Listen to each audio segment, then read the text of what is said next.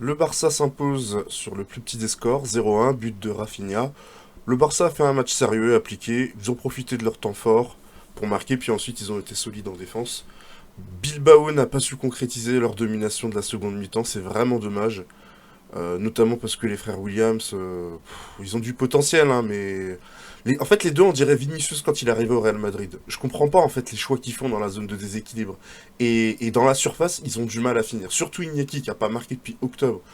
Son but ce soir a été logiquement refusé pour une main de Mounier. D'ailleurs, Mounier, il se plaint, il avait qu'à mettre la tête, hein. Enfin, pour moi, le but, il est refusé logiquement. Les deux Williams, en fait, ils auraient été au Real Madrid. Je pense qu'on serait en présence de bombes, parce qu'ils vont très vite, et que dans la construction et les appels de balles, ce qu'ils font, c'est très intéressant. Bon, on est encore loin des sœurs Williams qui dominent de très loin dans le débat du GOAT Williams. Côté Barça, on continue à enchaîner les victoires, et là j'ai envie de pointer du doigt une contradiction. Le Barça, quand il joue un autre football que la possession, ils sont critiqués par les gens qui disent oui, le Barça nous a habitués à mieux, même si le Barça gagne, hein. Même si le Barça gagne. Là, ça plaide pour un pour un retour du jeu de possession.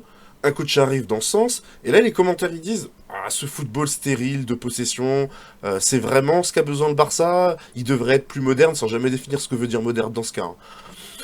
Et ensuite, ils vont poser comme question au coach votre équipe elle a fait un match nul ce soir, est-ce qu'il fallait pas faire autrement, c'est-à-dire genre jouer défensif pour conserver le score. Les journalistes ils ont posé X fois la question à Guardiola, qui répond toujours qu'il préfère que le ballon soit du côté de l'équipe adverse que dans son camp.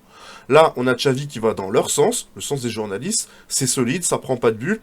Et là, t'as encore des commentaires pour dire ah, le Barça ne montre pas grand-chose, où est leur football de possession. Ouais, mais les gars, à un moment donné, il faudrait savoir quand même, vous voulez tout. Vous voulez de la possession, vous voulez de la défense, et peu importe le choix, en fait, vous allez les critiquer, vous êtes pas cohérent.